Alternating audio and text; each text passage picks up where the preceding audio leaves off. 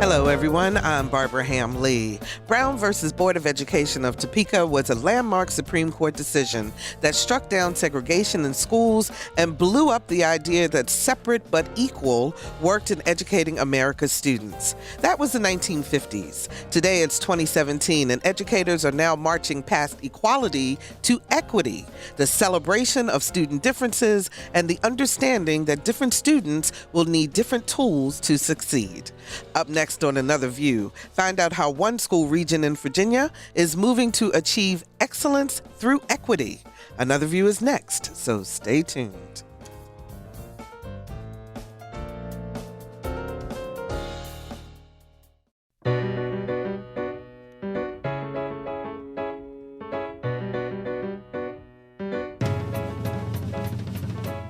Discussing today's topics from an African American perspective, this is Another View. Hello, everyone, and welcome to Another View. I'm Barbara Ham Lee. Before we get started with our conversation today, I want to say a very special hello to Timothy Sherrod. He's a proud graduate of Northview High School, and he's interning with us here in our Master Control Department here at WHRO. So hello, Timothy, and thank you so much for joining us. We appreciate it. So put a bunch of students in a classroom, have one lesson plan, teach to that plan, and hope all students learn the lesson. That's one way to teach, but there's a school region in Virginia that's trying to teach differently, paying attention to the different needs of students within the classroom and providing the tools to help them succeed, thus bringing equity to education. This work started last year with School Region 2, which includes Virginia Beach, Chesapeake, Portsmouth, Norfolk, Isle of Wight, Suffolk, Newport News, Poquoson, and Williamsburg, James City County. Here to give us an update on their progress is Dr. Jim Roberts, Superintendent of Chesapeake Public Schools. Dr. Roberts, how are you? Good, I'm great. Thank you so much for joining us. We appreciate it. Dr. Sheli Porter, Director of High School Curriculum and Instruction, also with Chesapeake Public Schools. How are you? Good afternoon. I'm fine. Thank you. Thank you so much for joining us. And Rashard Wright, Chief Schools Officer with Virginia Beach Public Schools. How are you? I'm doing well. Thank you for having me. Good. Thank you so much for joining us. So, Rashard, let me start with you because you were with us last year when we first started to discuss equity, excellence through equity, and remind people exactly what does that mean in terms of equity versus equality. Sure. So the analogy I used last year was, not just in the context of education, but just in general, we are providers of a service, but quality could be cased as providing all students shoes. However, equity is a deeper approach, providing all students shoes that fit. So the focus has been access, really looking at barriers, sometimes unintended barriers that prohibit us from providing our students the best possible education. And Jim, what was going on at the time? Take yourself back a year or so to make Region 2 say, you know what, we need to take a look at this and we need to maybe perhaps do things a little differently. Well, as we all know, the pressure of our accountability has been strong in the past. It's our responsibility to bring all students up to a certain level. And it's not just making sure we have that great teacher in the classroom, it's also making sure that teacher understands the differences that exist in their classrooms. And so in our division particularly, we started looking at differentiation in terms of our data, how many of our students are being disciplined, how many of our students are in AP classes, how many of our students are in honors classes, and then break that down a little bit and saying, well, why aren't the other ones there? And so we felt as though there was a need to go in the direction of looking at some of the barriers that existed that kept those students out. And what did you find, Sheli, when you started looking at those barriers? Well, what we found is that we wanted to attempt this conversation in a very intelligent way. And under the leadership of Dr. Roberts, we started slowly by bringing in all of our school leaders, our principals, assistant principals, directors, supervisors, and we started the conversations with them. Because with that foundational understanding, we can then have smart, wise ripples throughout the division. But we needed to build some confidence in our leaders before we started to just immediately start with our teachers. So we brought the principals in and shared their data sets with them. We showed them how many students they had in gifted and honors and AP courses, how many kids were in special education, receiving special education services, and how reflective of their populations these groups were. And if they weren't exact replications of their population, then what do we need to do? Have an awareness of where you are, and then have a plan for having some improvements along the way. Rashard, is that what you found in Virginia Beach schools also, as you guys started this whole process? Yes, and what I would also mention, even prior to working with Region 2 for the Equity Conference, through Dr. Aaron Spence, our superintendent of Virginia Beach, as a part of his post-entry plan, we took a clear focus on ensuring that all of our students, didn't make up the majority of our discipline concerns. For instance, our African American males made up 26% of our population, but 40% of our discipline.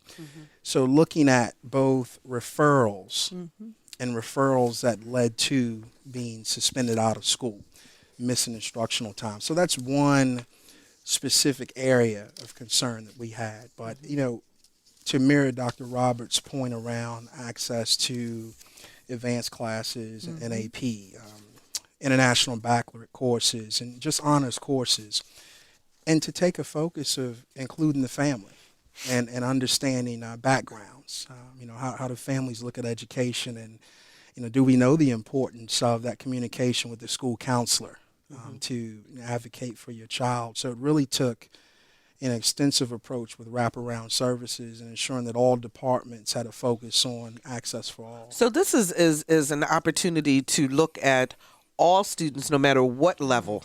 So, because Yes. I know sometimes there's this perception, I would think, that, well, if a student is in an AP course or they're in, the higher grades and so forth, that they don't need this type of intervention, Sheli. And actually, it's all student. We're looking at having opportunities and access for all students, but also making sure that your staff is aware from where they're coming.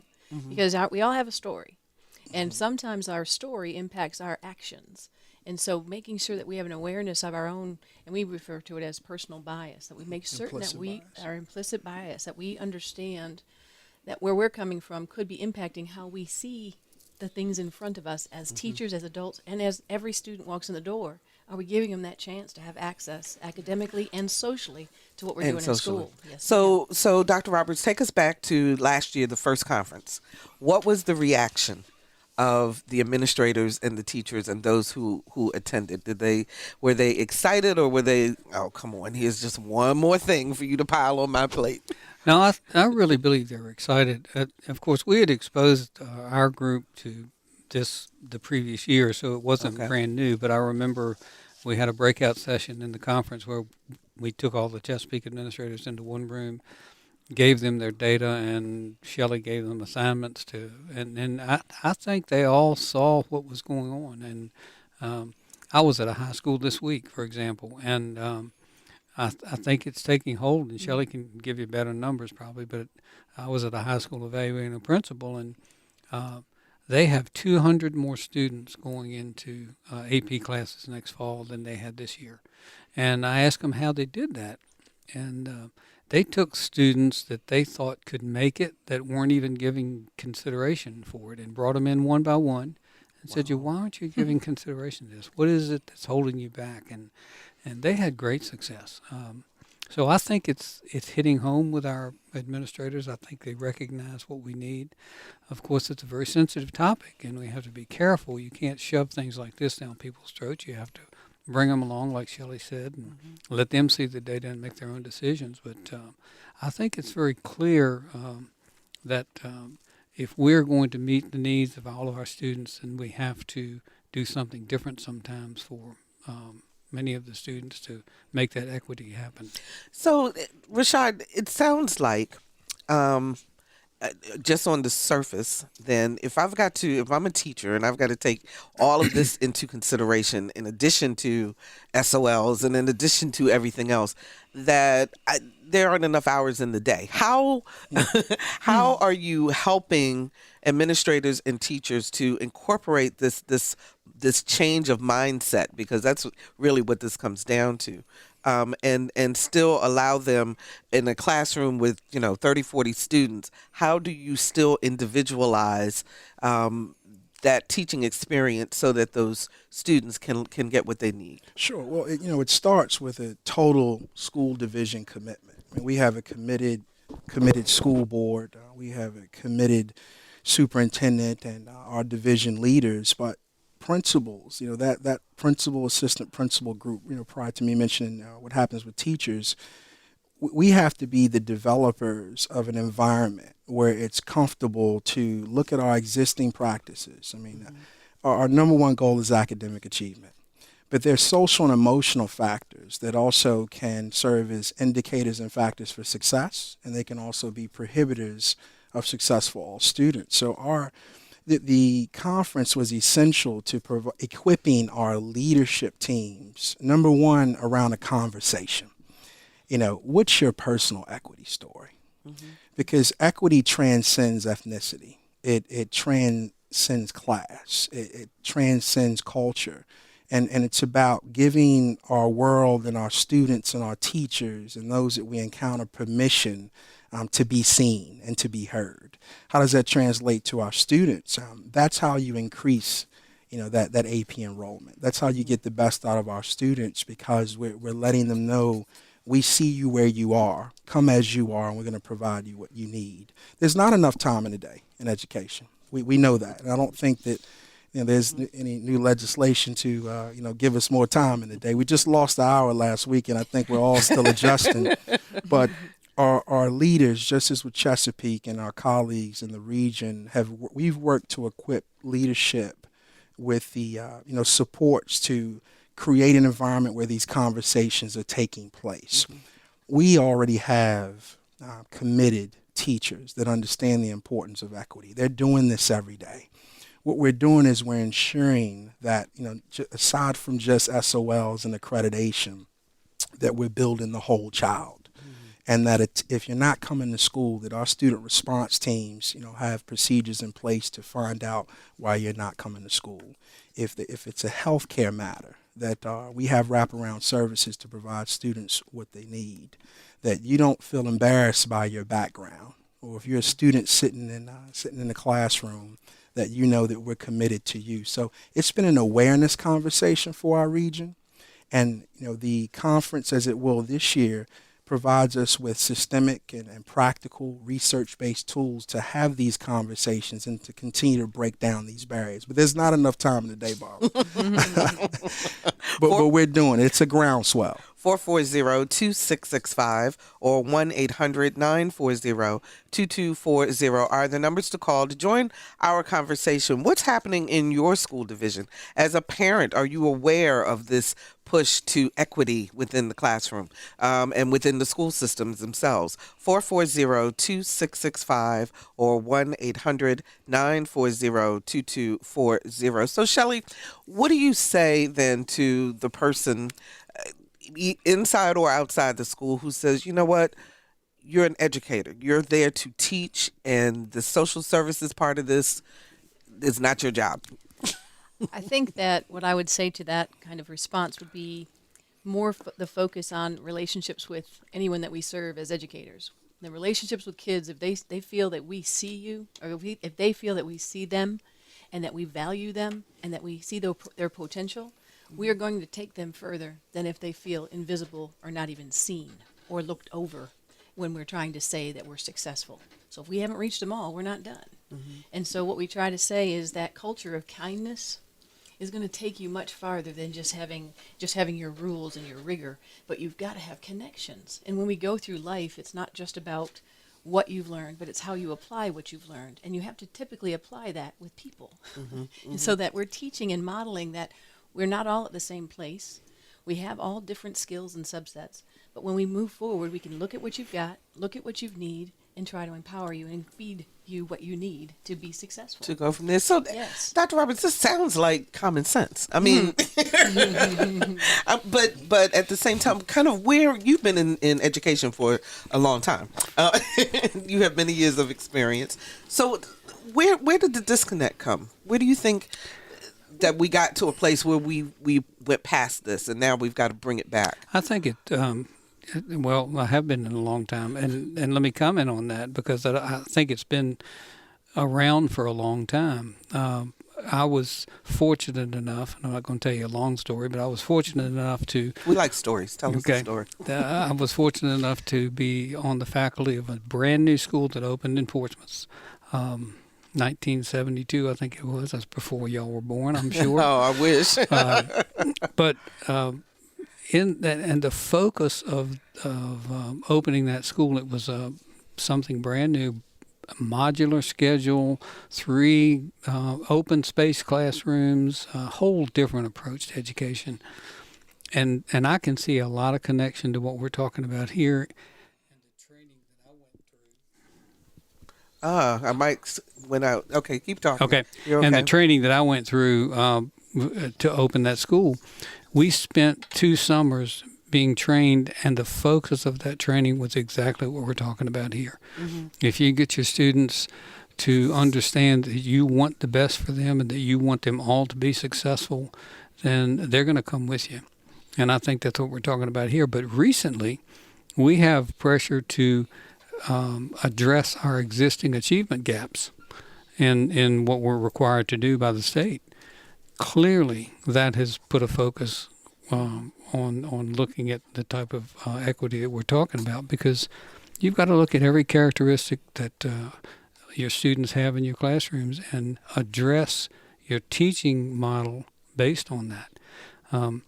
Differentiated instruction, we call it, but at the same time, like Rashard was talking about, it's more than just the education and the student achievement. It's also a model that you have to portray in your classroom as a teacher or as an administrator in a school, that you value the individual. And I think that has been around a long time. Mm-hmm. Sometimes it got lost, but I don't think it's brand new. Okay. So without sharing names, I'll ask each of you, but can you share some of the stories that you heard when you all were investigating what people's personal or implicit biases were? Sheli, I'll start with you. When I was at a middle school at the very beginning of the school year, we were talking about this topic, and people started to share. And there was an assistant principal who shared that when she was in school, that she was a good student, but she had some struggles personally with her family, and that the teacher, her 5th grade teacher, saw her and saw that there were some things going on. She had some bruises and things that were happening to her. Mm-hmm. And she said her 5th grade teacher stopped the abuse that was happening by confronting her mother and saying, "If you do not stop this today, I will report you." And she said, that 5th grade teacher changed my life. Wow. And so I now want to make sure that make sure that I'm looking for kids who might need me to advocate for them. Mm-hmm. And the power of that with the staff is that she's like, that could be you. So when they come next week, I want you to look and see who might need you. You know, and does something to you. I as had a staff. the pleasure of greeting students at the An Achievable Dream School in Newport News, and they were saying one of the reasons why they have the teachers stand in the line at the beginning, and as the students get off the bus, and you shake each student's hand, and the principal was explaining to me, this is the opportunity to look in a child's eyes and see, did they maybe not get sleep last night? Did they need something? Are they hungry? So it's an opportunity to make that connection right away. Something else you heard, Rashard? Well, I feel as though, just based on, an expectation, and Dr. Spence often, in large forums and when he's speaking, speaks of 3 things that he wants for every child in Virginia Beach, as he wants for his own children. Number 1, for our students to be cared for and to feel safe in school. And I think that we're enhancing the ability to embody that. Number 2 is to learn. That we commit not to just the floor of accreditation, but the ceiling of transformational learning and next level experiences for all students. And then number 3, for every child to feel loved. So, I took that approach to the answer, Barbara, because I feel as though, through the equity lens that we've placed over, all the existing work that we're doing in Virginia Beach City Public Schools, that you see these 3 areas.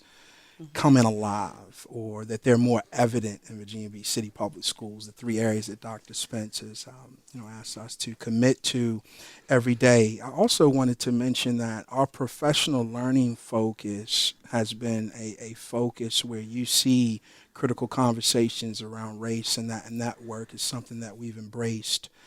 Again, the social and emotional, aspect of all of our students. And I mentioned the SRT process, and we've committed to PBIS and positive behavioral interventions and supports. Okay. But I was going to say, tell me the acronyms. yeah, student response teams and positive. So, again, it's there's so many, different vignettes that I could mention. But I think every time I walk in the school and our teams walk in schools, you feel joy and you feel love, and you see the variety of identity of our students. We have a very high military population, our commitment to our military population, and I just think it feels good, and we're embracing equity in all of our students. The Region 2 is a large region, and there are urban schools, there are rural schools, there are suburban schools, within this entire region. How is this translating region-wide? Do you have a sense yet? I think it's Dr. Roberts? transmitting very well. We've got a number of people registered already from most every district, and in fact, we have a couple of districts that are outside of Region 2, I think, Shelley, right? Franklin's not in ours. So but they've sought some seats, yes, sir. And Caroline County may be coming back. I think, to get back to your question, Barbara, I think one thing I've noticed is that this approach has caused our administrative staff, at least, and our teachers too, to focus on, not that I've got 85% pass rate, but they look at the 15% and they say, what am I not doing here? Because we often look at schools that have high pass rates on SOLs, which we, right or wrong, have looked at being successful schools, but there are students in every single school that have to be dealt with differently, and it doesn't matter if you have a 95% pass rate. You've got a 5% rate of failure that needs to be addressed. And so I think that's the one thing I've noticed about our population. Our administrative staff had started looking at things differently, approaching success and equity from the viewpoint of what can I do for that group as well. 440-2665 or 1-800-940-2240 are the numbers to call to join our conversation. What questions do you have about equity within our school system and how it's being implemented, and this new look at the way that students are taught? 440-2665 or 1-800-940-2240. We have a question from our Facebook page. And the person wants to know, how are we reducing the learning gaps between students of color and white students? Because we all know that that's been a big gap. Shelley, I see you shaking your head there. Yes, actually, I think that we start with making sure that the students have access to the learning opportunities, because if they don't have an opportunity to participate, they can't have the opportunity to perform.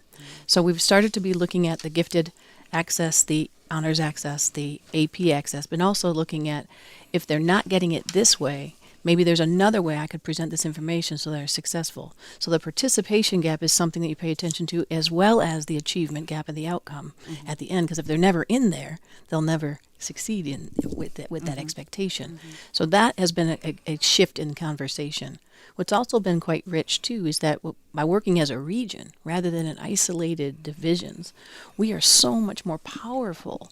And we have more ideas. I get ideas from Rashard every time we meet. I share ideas with him. And so therefore we've doubled and multiplied and exponentially have increased our options to consider, because we're never done until we get them all, right? We haven't got them all yet. And so there's such power in working together.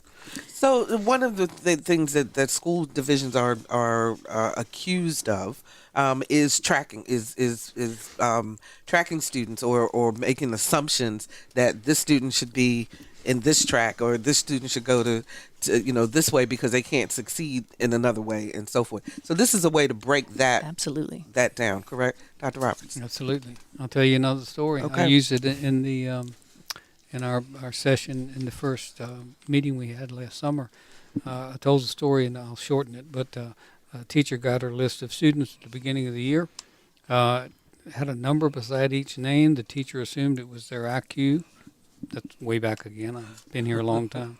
And so she taught her class as though she had a group of geniuses. And they performed and did so well, and the principal came to her middle of the year and said, "Wow, you have done amazing things with these students." And she said, "Well, I appreciate the class that you've provided me with. They're all brilliant students." And he said, "Well, where did you get that information?" He went back that night and looked at all the cumulative files, and because he knew that some of the students in that class were not in that category. And he noticed that there had been a miscalculation, and the number beside their names was their locker number, not their IQ number. And so, probably not a true story, but it indicates that if the teacher believes, it makes a big difference. And I think that it gets right to the heart of the story. That the students will do anything for you once they understand that you want them to be successful, and you're going to work with them to make that happen. If you're just joining us, we're talking about excellence through equity, a new way of educating our young people, with Dr. Jim Roberts, Superintendent of Chesapeake Public Schools, Dr. Sheli Porter, Director of High School Curriculum and Instruction, also with Chesapeake Public Schools, and Rashard Wright, Chief Schools Officer with Virginia Beach Public Schools. We also had another question. Jennifer wanted to know, she says she's a substitute teacher and a parent, and wants to know why there's a push to take AP classes when she sees so many people struggling with core courses. Rashard.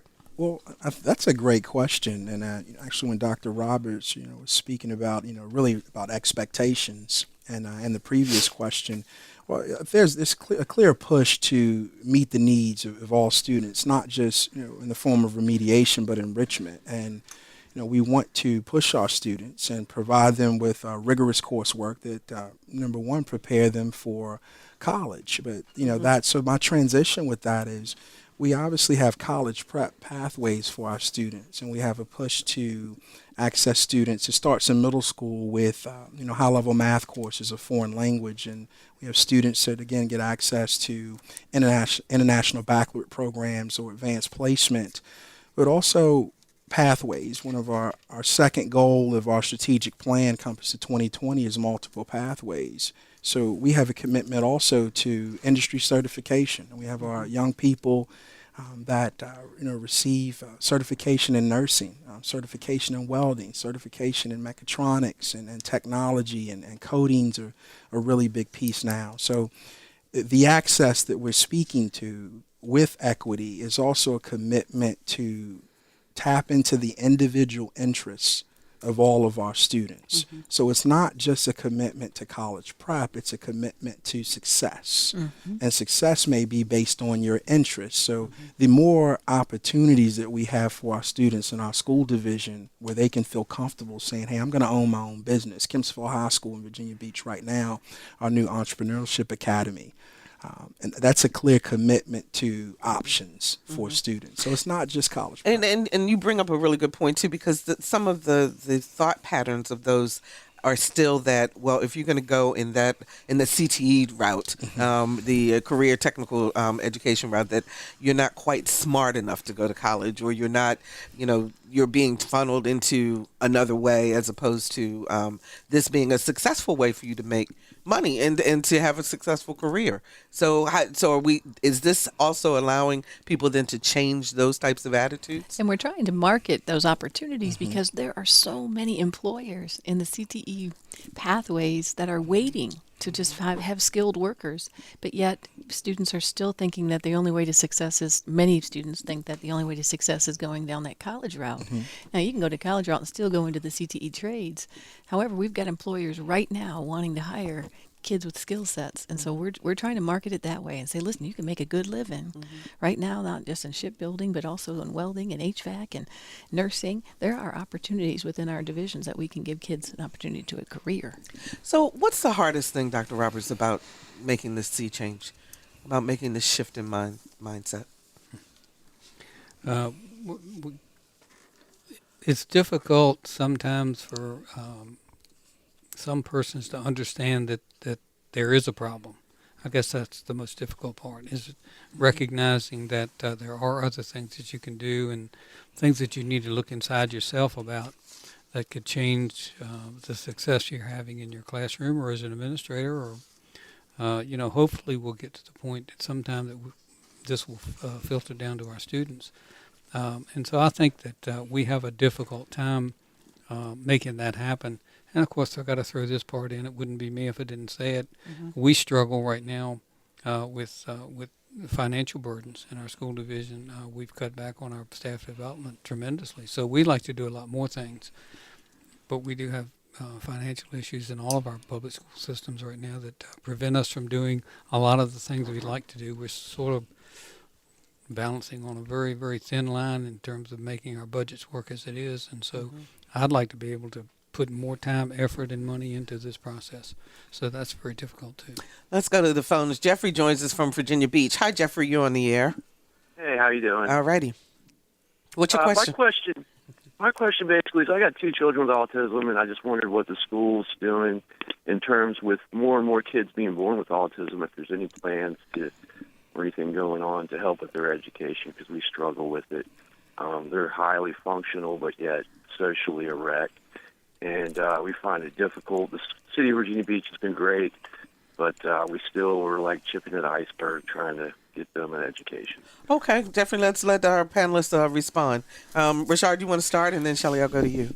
Well, first, thank you for that question, Jeffrey, and also the support for Virginia Beach City Public Schools. And I hope that you can leave your information, and I can direct you to our Executive Director of Exceptional Education, Dr. Valika Gatling. Now, we have a commitment to exceptional challenges for our students in Virginia Beach, and we have a very strong autism program. So I'd like to provide an opportunity for you to get the support that you need. And I think part of your question may be about what more can we do, outside of maybe the services your children are receiving. And I was wondering if you'd be comfortable with leaving your information once we get off the air, so I could probably give you a call right afterwards and get you some more info. Jeffrey, I'm going to ask the producers to pick up the phone and get your information so that Rashard Wright can give you a call and go from there. Sheli, you want to add to that? And Jeffrey, I want to say, I know that Virginia Beach and Chesapeake, we all want to make certain that our students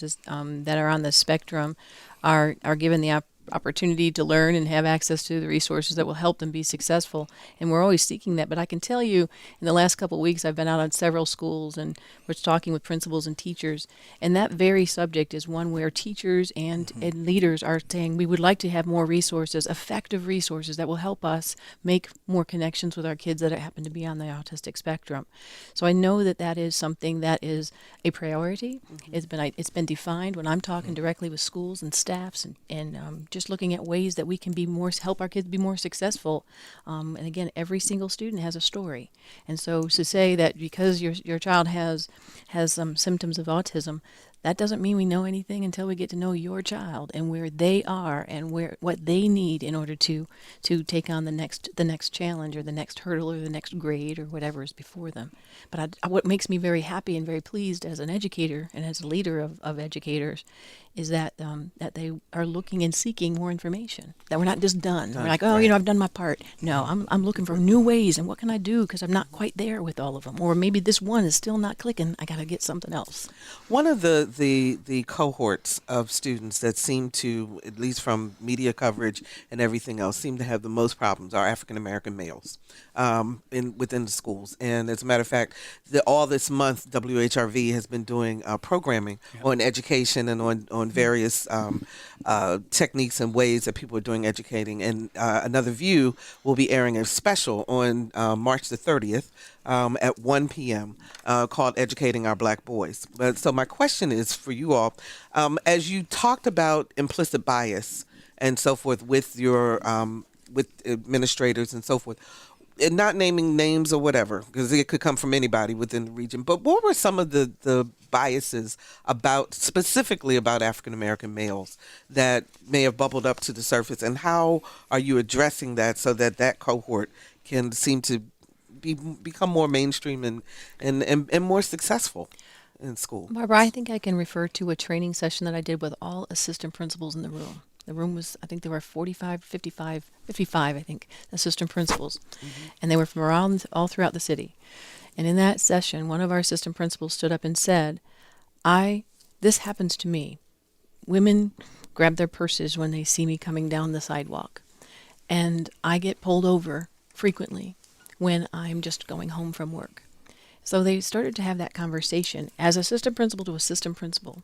And a colleague across the room said, no, not you. That doesn't happen to you, my professional friend. And we stopped talking and said, listen, we've got to be aware that these challenges exist.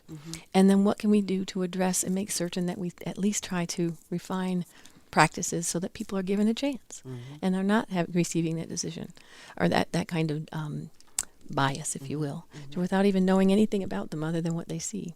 And so by having that kind of open dialogue with leaders to start saying, no, it does exist. And so for them to be able to say, it's happening to one of my To colleagues. me, not you. What Right. in the world So what are we gonna could be do? happening with our students? Right. And so then that was so eye-opening for some of the people in the room, and it really made for some very powerful movement moving forward the next time. Dr. Roberts, you want to add to that? I totally agree. One thing that I think we are sadly lacking in terms of good role models in our system. African American males are very hard to come by in terms of being a teacher, administrator.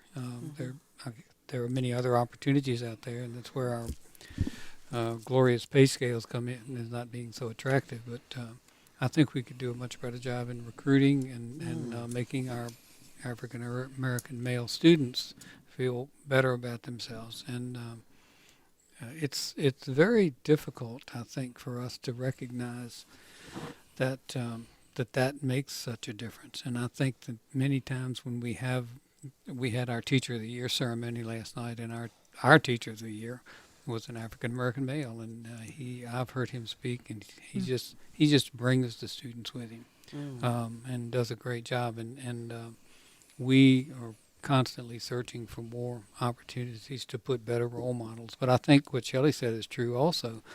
The realization of all the rest of our staff that these things are true, and that they can carry that back and recognize what some of our students are facing or could face, and put that into their mindset when they're dealing with them one-on-one. The information that Shelley gathered and we provided to our administrative teams about the number of suspensions and expulsions, I mean, that clearly notes. It doesn't mean you don't suspend or expel somebody if they've done something wrong. Yeah, you do. But maybe you look a little bit deeper and see what's some of the causes of this.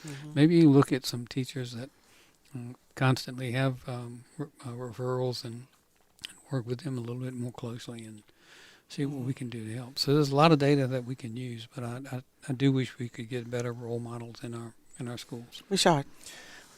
Dr. Roberts is spot on with the recruitment, of more minority males in education, to be teachers, be successful teachers for us. And, I always love to see minority males on the elementary level.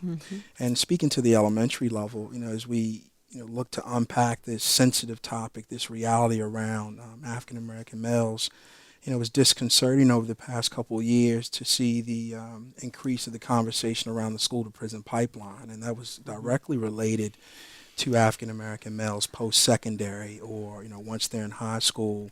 And I'm just really proud of the work that we're doing in Virginia Beach City Public Schools around literacy, our commitment to literacy K2 and then 3-5.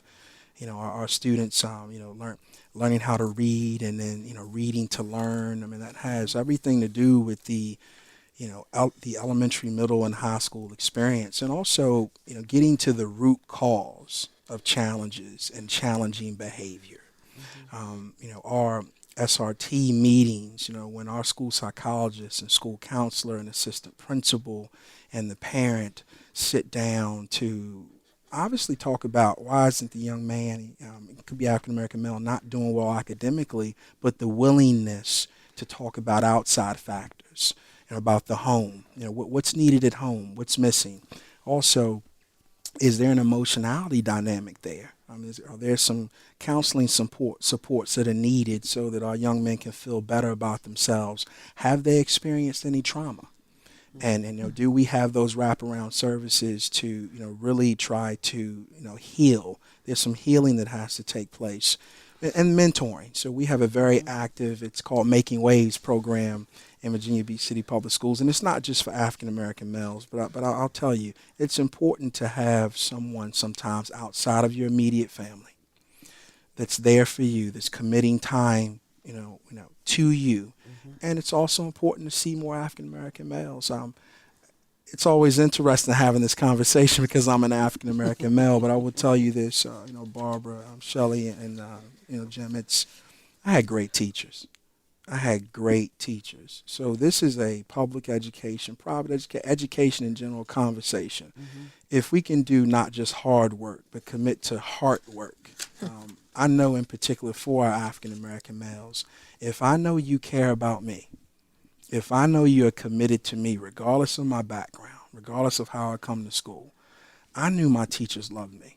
And I know our teachers in Virginia Beach City Public Schools and Chesapeake in our region, we love our children. So we're going to see that gap continue to narrow. We have the academic supports, we have the social and emotional supports, and we want to transform learning for all of our students. But kids have to know you care, and our African American males need to know that. Our phones are lit up, so let's go to the phones. Wanda joins us from Virginia Beach. Hi, Wanda, you're on the air.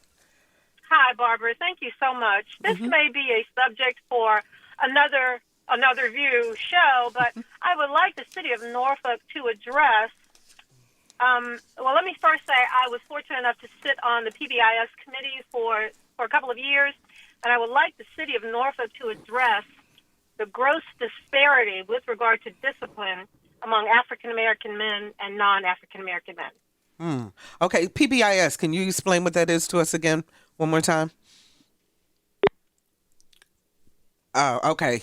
Positive behavioral intervention and support. That was, you had spoken before that. Now we can't address Norfolk right now because there's no one here on the panel from Norfolk, but just in general, is there a disparity between treatments at this point, and are we working in our equity push for equity to make that change? I know that Norfolk is a part of they've been actively engaged in this regional effort, and I know that they are exploring their data sets, and this is one of the topics that was part of the conversation. Okay. They have now, their school board has created an equity policy as one of their initiatives. I know across the division they're looking at ways to address equity matters that are presenting themselves in the data, and I do believe they are looking at the disparities that they have found.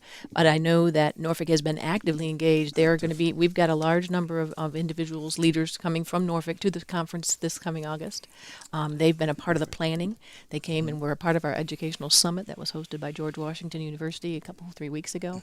So yeah, they're definitely looking at it. Again, they may have started their actions at a different level of continuum, but they're definitely a part of the game. Because we do know that each of the school divisions within the region are in different places. Yes, ma'am. That's right. In this process. Candace joins us from Hampton. Hi, Candace. You're on the air.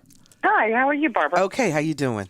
I'm good, thank you. Good. I just got a question or just a comment, whatever, and see what the board or your members or your whatever panel think about this. Back when I was stationed in Germany years ago in the 80s, they had a program. I learned that when the kids were coming up in high school, they could either take a track toward college or they could take a path toward vocational studies or to learn a vocation. And the high school would route them in those directions. And if they wanted to have a vocation, be a mechanic, whatever, then the schools would provide them assistance like apprenticeships and so forth. They would still take their regular classes. And then if they wanted to go college-wise, they would still stay in the regular classes and then basically take maybe some AP classes and so forth. And I'm just wondering what the panel thinks about maybe why doesn't the United States do something similar? I mean, could we do something similar? And that's my question comment. Okay, Sheli, thank you. Yes, ma'am. I think that we actually do. We may call it slightly. I don't think we use the term track as much now, but we do use pathways. And we've got college and career pathways, and the pathways, the students, when they come in as freshmen to the high school level, actually it starts at the middle school level where they start to develop an educational plan. They do surveys on their interests, looking at, again, it's hard to survey a 7th grader and say that's what they're going to become when they're an adult, because we all change as we grow and mold ourselves into people. But the educational plan options that are there, my focus as a high school director is to create more and more pathways for kids to a career, to work, whether they go through a vocational program, but also many vocational programs also require some skills and training, which also could be college courses, dual enrollments, and I also know things. that on this side of the water, at least too, there are partnerships with the community colleges. Oh, yes. So that you can go through, and I know Hampton City Schools has one with Thomas Nelson. Yes. You all have one with TCC. TCC Great on this end and partnership. so forth. So there are those partnerships there. Let's go to Mark from Norfolk. Hi, Mark. You're on the air. Hey, good afternoon to you and your guests. Hi. Look, I just, been hearing this equality conversation way too long. We've got 4 children in Norfolk.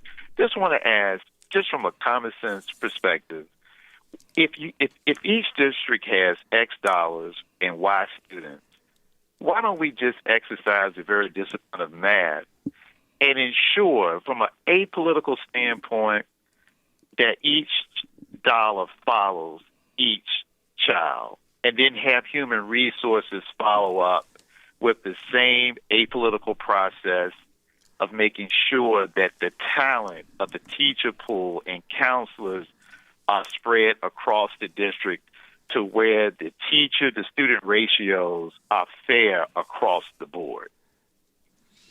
Okay, let me see if our panel can address that, Mark. Thanks so much for the call. One way to possibly look at it, I hope I'm paraphrasing Mark correctly, but there has been concern about whether teachers in lower performing schools have the experience that they need in order to help bring up those lower performing schools. So that might be, in a sense, what he may be talking about. That is an issue, and sometimes our principals choose the best and the brightest, and they put them in their Title I school, and they train them, and they do a great job. But working in a Title I school is very stressful, and it's very inappropriate to say, okay, we're not going to look upon you to transfer because we need you here. You really can't do that and be fair. However, we do try to fill all of our vacancies with the best high-quality persons we can. I'll get back to my argument, though, earlier. First of all, our funding formulas dictate that we don't go at the same ratio at every school. We get extra money to put fewer students in classrooms of some of our K-3 schools because the state pays us to have a lower teacher-pupil ratio because it's proven that helps success. And then secondly, I think everybody needs to understand that the funding that we receive from our State Department, while it's certainly based on a formula that everybody doesn't understand, but it's not fair, and it doesn't provide what we need to do what we would like to do. I think what Mark is saying is probably true. We need to do more of that fairness, but we can't do that because we don't have the funding that we need to keep our pupil-teacher ratios where they need to be in every one of our schools. So it's a double-edged sword. Yes, we do get extra money to do lower teacher ratios at our K-3 schools, but we can't do much at the other schools. It's just not there right now. Okay, let's see if we can get one more call in. Ashley joins us from Newport News. Hi, Ashley. You're on the air. Hey, thank you very much. It's a pleasure to hear your voice, ma'am, in the panel. I wanted to comment. I actually do tutoring with my church over at a low-income housing development area over in Smithfield, Virginia, Isle of Wight County. And one of the problems we're noticing is you're getting people in there. No, I do grab some of my teenagers from the area there to be with me and the kids because I'll be honest, I am white, coming into a very majority black area. And not only that, too, I also do take the children. I at least involved with 3 families and taking them to our church events, like teen events, and making sure they're loved on and helping out with the clothes. And I'm only in the beginning stages. We've only been doing this for about a year. But I got to make a couple of pleas. Please, if you have any inclination, any feelings, you want to have an opinion about our school systems, children, poverty, you got to be at the ground level. This is a true statement. If you're there caring, they're going to respond for that caring. Okay. No. Go ahead, Ashley, real quick, because we're running out of time. Okay, no, but I do want to make this comment. We're having problems with this school called CSEP. It's where our children, like young African-American males, are going to, and they have no video cameras of what's going on in there. So the teachers say what they want to say. There's no videos to say what was the true situation for the kids' full situation. I'm begging someone from a civil rights group to please go in there and investigate. One of the kids I am volunteering with. Ashley, okay, we're getting a little off topic, so I'm going to ask you to save that comment for a later show or perhaps another show that we may do. We're not going to talk about specific schools because none of us are here to represent that school. So we're going to be unable to carry that through. But I do want to give you a chance. Sheli, you are the chair of this year's conference. Is that correct? I am. Can you tell us when it is and Yes. what to expect and what your teachers do and administrators if they want to participate and so forth? On August 1st, in 2017, at Western Branch High School, we are going to host the 2nd annual Regional Equity I Conference. think that was my producer's high school. She's in there doing a happy dance. There you go. There you go. The second Excellence Through Equity Conference is going to take place. We're expecting about 850 school leaders from throughout the region to participate from districts that are 11 districts, I believe, are part of our region too. And right now we've got about 780 slots already filled. Wow. I had a meeting earlier today where I believe we're going to have some more reservations made here real soon. So we were going to have 1,000. Yeah, oh, sir. We'll see what happens. It's coming. It's growing. We certainly want to beat Virginia Beach. We're not racing anybody. We're going to see what happens. We're together. That's right. We are So together. if I'm a teacher, I'm listening in, where do I go? What do I do to sign up? For school, it's really the audience is really intended for school leaders, but certainly if Okay. teachers and educators reach out, if we have slots available, we'll certainly open up those doors. But they could reach out to me, Sheli Porter, in Chesapeake Public Schools. I can give you my contact information. We could throw that out onto your Facebook page and other things if they're interested. Yes, ma'am. And we're also seeking sponsors from businesses, and we've got a lot of folks that are going to be helping us get those lunches going and make sure we have some refreshments, but also make sure that people know some resources that are available that are quality. Fantastic. So we've got that going on now. That is fantastic. Okay, so next year we'll come back. We'll get another update on what's happening in terms of equity in our schools. And I want to thank Dr. Jim Roberts, who is the superintendent of Chesapeake Public Schools, and Sheli Porter, who is Dr. Sheli Porter, who is in charge of high school curriculum and instruction also with Chesapeake Public Schools, and Rashard Wright, Chief Schools Officer with Virginia Beach Public Schools. And we will be right back.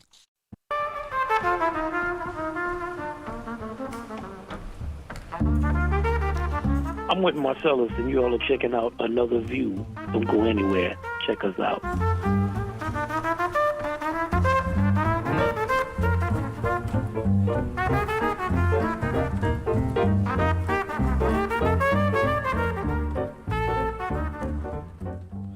Thank you so much, Wynton Marcellus, for checking us out. We appreciate that. And thank you so much for taking the time to listen to Another View. If you'd like to hear this show again or share it with a friend, please visit our website, anotherviewradio.org, and download the podcast.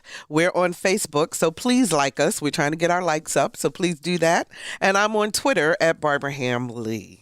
Next time on Another View, it's Another View on Health with cardiologist Dr. Keith Newby, and we're going to be talking about our joints and our bones and knee replacement surgery and things of that sort, so we can figure out what we need to do to stay healthy. Our theme music was composed and performed by Jay Sennett. Lisa Godley is our show producer. Victor Bowen is our audio engineer, and Jada Baden answered our phones. I'm Barbara Ham Lee. Thank you so much for listening to Another View.